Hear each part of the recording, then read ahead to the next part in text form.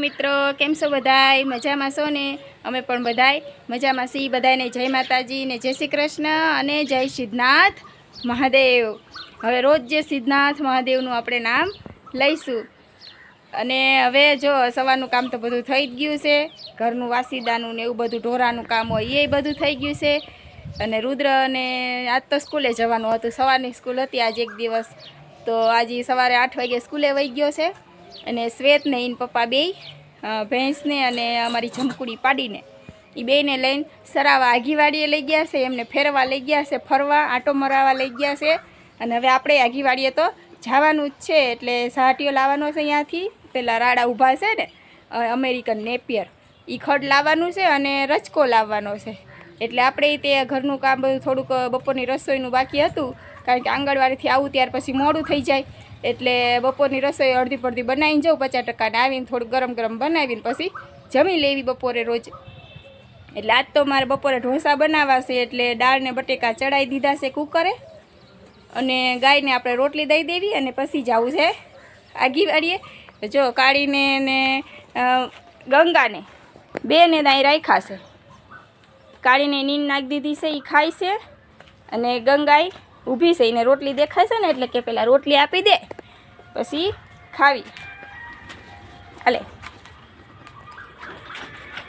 જો ગંગાએ રોટલી ખાઈ લીધી અને હવે કાળીને રોટલી આપી દીધી આપણે।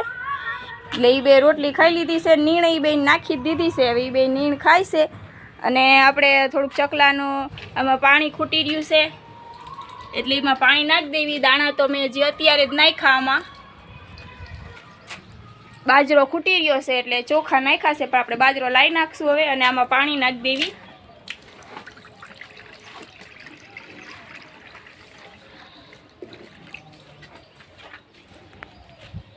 આ ખૂટી રહે એટલે રોજ લગભગ રોજ ભરવું જ પડે છે, રોજ ખૂટી જ રહેશે।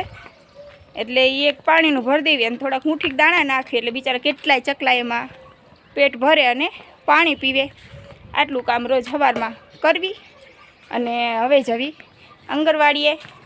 ઘરનું કામ આપણે બધું સરસ કરી જ નાખ્યું છે, એટલે વાડીએ જવાનું છે। પહેલાં આંગણવાડી નહીં, વાડીએથી આવીને નીંદ લઈને આવીને પછી આંગણવાડી જવાનું છે। જો ઘરમાં એ બધું કામ આપણે કરી વાર્યું છે, અને કુકરે ચડાવી દીધા છે। આમાં દાળ કરી નાખી છે તુવેરની, આમાં બટેટા કરી નાખ્યા છે, અને પછી આવીને આપણે એને દાળને વઘારીને સીધા ઢોસા જ ઉતારવાના છે। એટલે હવે હું જાઉં। જો સ્કૂટી આપણે તૈયાર કરીને જ રાખી છે, સ્કૂટીમાં અહીંયા ભેંસને એમને બાંધવાના રાંધવા અને એવું બધું આપણે તૈયાર કરીને જ રાખ્યું છે, દાંતડા ને એવું બધું। એટલે હવે એક્ટિવા લઈને આપણે નીકળવું જ છે।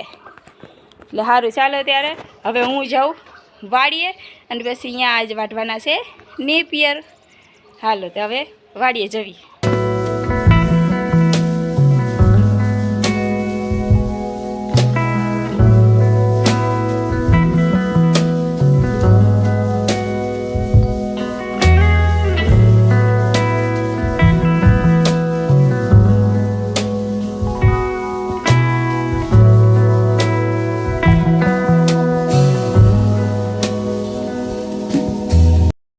આપણે આવી ગયા છીએ આગીવાડીએ, અને સુરત દાદા માથે આવે એવા થઈ ગયા છે, કારણ કે ઉનાળો છે એટલે તડકો વેલાર થઈ જાય છે।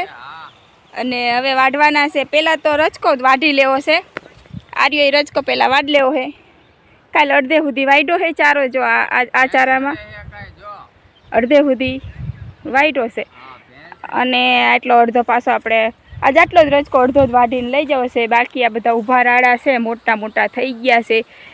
સૂકી નીણ ખાલી થઈ ગઈ છે, એટલે આ રાડા કૂણા કૂણા છે ને તા વાઢી નાઈ સૂકવી નાખવા છે, એટલે સૂકા સાહટિયા જેવા કડબ જેવા થઈ જાય, એટલે એ આપણને સૂકી નીણમાં નાખવામાં કામ આવે। એટલે એને આપણે સૂકવી નાખવાના છે, એટલે જલ્દી એને વાઢી લઈ। પછી બહુ મોટા થઈ જાય ને તો જાડા ને પાક્કા થઈ જાય, પછી એ ઢોરા ખાતા નથી।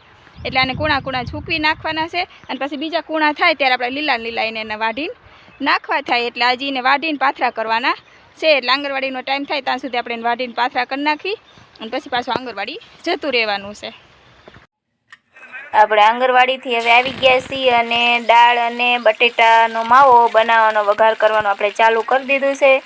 અવરે અવરે દાળ વઘાર નાખવી પહેલાં તો, અને પછી આપણે બટેટાનો માવો વઘારી નાખશું, કારણ કે દાળ ને બટેકા બે આપણે ગયા આંગણવાડીએ ત્યારે બાફીને જ ગયા હતા, એટલે હવે બે વઘારવાનું છે. આવું સરસ મજાનો લસણીયો વઘાર કરી સાંભાર વઘારી નાખીએ ઢોસાનો, અને પછી આપણે વઘાર નાખવી બટેટાના છુંદાનો વઘાર કરી નાખવી.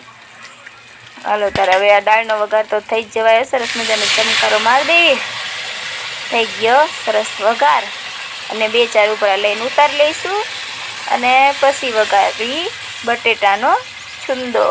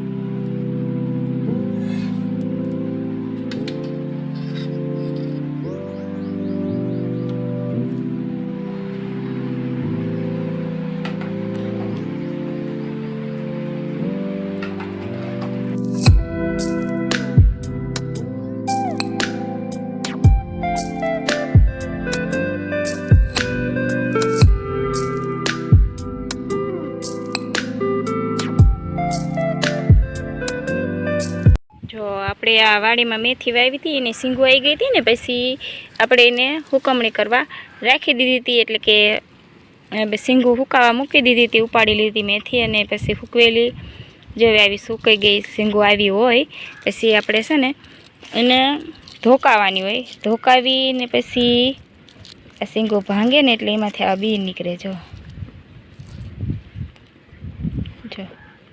મેથીનું બી નીકળ્યું ને એવી રીતે આવા બી નીકળે આમાંથી. બજારમાંથી મેથી લાવીને આપણે સૂકી ને જેવી જોઈજો છે ને.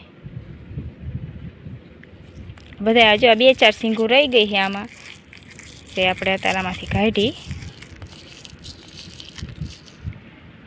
દેખાય છે ને. બી બજારમાંથી લાવીને એવી જ સરસ આ મેથી થાય, એટલે કે આપણે આ બધી થાળી ભરીને સરસ મજાની થઈ ગઈ છે. પણ આમાં કાંકરા બહુ જ છે, કારણ કે આપણે અહીંયા રેતીમાં લુગડું પાથરીને મૂકી હતી. અહીંયા રેતીમાં જ લુગડું પાથરીને સૂકવવા તડકે મૂકી હતી, અને પછી આ ધોકાવીને કાઢી વાળી છે. આવી સરસ મજાની મેથી તૈયાર થઈ ગઈ છે. હવે આપણે આને ગમે તેમાં શાકમાં, અથવા તો મેથીનું શાક કરવા કે પછી વાહણું બનાવવા, ગમે તેમાં સુખડીમાં ગમે તેમાં આનો ઉપયોગ આપણે કરી શકવી. પણ આમાં કાંકરા છે એ સાફ હવે આપણે કરવાના છે. એટલે ઘરની દેશી ઓર્ગોનિક સરસ મજાની મેથી તૈયાર છે.